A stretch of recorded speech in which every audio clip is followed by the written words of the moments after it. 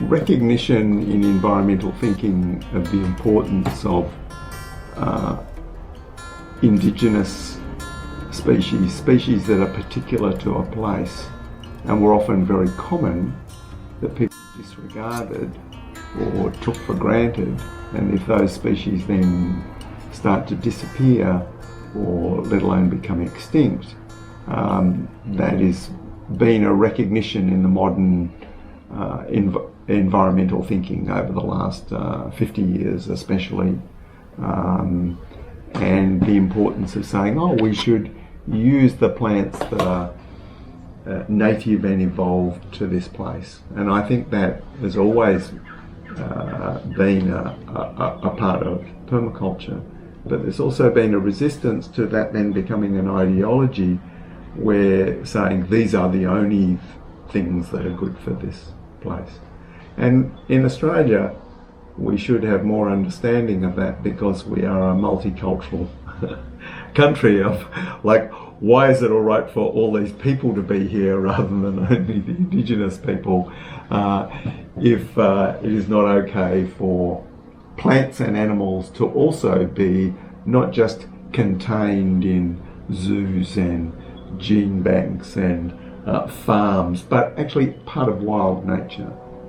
And that's what we have anyway. We can't turn the clock back. We can't change those things. So because of how much Australian vegetation and environment has changed in such a short couple of hundred years since European settlement, with all these new introduced plants which are creating a new nature, novel ecosystems which are combinations of native and exotics. There's been a big awareness of that, and it's mostly been seen as a problem. So similarly, as I was saying before, from a permaculture point of view, we look at how can the problem be actually part of the solution, and recognizing that when we look in nature, we see nature adapting and making uses. We see the local ringtail possums making their nest in the hawthorn trees. So the hawthorn trees that are considered as a pest are actually the preferred habitat of our native ringtail possums. And we can see many, many examples where nature is an equal opportunity employer that does not distinguish on the basis of species, race. It's all part of nature. So even if we, as I said, with weeds in the garden, we need to remove some plants for practical reasons, it doesn't mean that that plant is a bad plant or we should be trying to exterminate it. And similarly, in the larger landscape, we feel it's both practical and in tune with nature to work with all of nature as part of a wild environment. And even when we manage that and steer it in certain directions, we are not trying to eliminate species, because that is really an old form of the war against nature.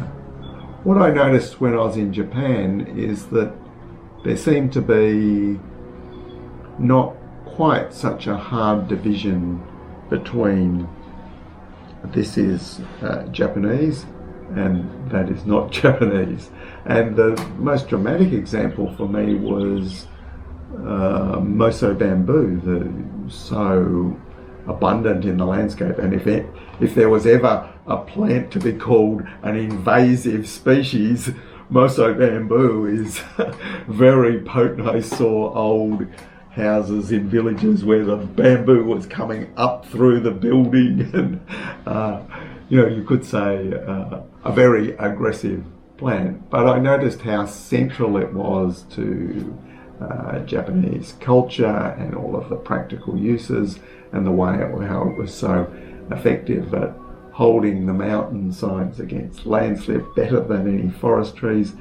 But to discover that it had only been introduced from China 300 years ago, that's not much longer ago than Europeans brought plants to Australia that are now wild. Whereas here we tend to demonise those things as being bad because they're not Australian. So in that way I learnt examples of how people have culturally adopted things and that of course are clearly useful, but they are also things that are powerful when not managed in the right way. And of course there's that long history in Japan of cultivation and management of the landscape, and you can see some of the consequences that have happened as people have moved to the cities and there's only old people in villages, and yes, there's, you know, the land needs managing, and we have the same problem in Australia. A lot of our very fire prone eucalypt forests, ironically we have too many trees in the forest, too many small thick stunted trees, and the forests need to be thinned, but there aren't people to do that work. They don't value it as fuel or small construction uses. Whereas if we weren't so rich and didn't use steel and aluminium and plastic for everything, then we might value those resources more and be doing the management of the landscape. So whether the species are native or whether they're exotic, everywhere to some extent is a managed landscape. And of course the big learning in Australia in recent years has been the acknowledgement, partly through the legal changes that recognised that the legal doctrine called terra nullius, that this was an empty land when Europeans arrived, was of course completely false. But part of the learning is this was actually a managed landscape for tens of thousands of years, and maybe when Europeans arrived was the oldest cultural landscape on the planet, older than anything in Japan or in Europe. That for tens of thousands of years people had been managing the land. So we can't, as well as not being able to remove the species that have now gone wild, we can't say nature just must be left alone and by itself, because it actually needs people. And that, again, in Japan, I found that people took that more for granted, that the Satyama, sort of what we would call Japanese land care, was people going back into the country and doing the traditional management, whereas for a long time here, conservation biology has been, yes, we plant native things, but then just leave it alone because it's nature, isn't it? It doesn't need any human involvement. And that was the terra nullius still inside the head of even people who were ecologists, who were treating Australian nature as not to do with humans, and that humans are not a part of nature. So it answers that bigger question of, are we a part of nature? And when we move away from demonising particular species, we also start to accept that we are part of nature, and whether we are damaging things or assisting things, we can't get away from that nature and the laws of nature are actually governing what we do anyway. So we need to learn our place. So as well as accepting the place of other species, in that process we learn to find our own place. Even if that involves our job is to eat more rabbits and use the things that there's too much of.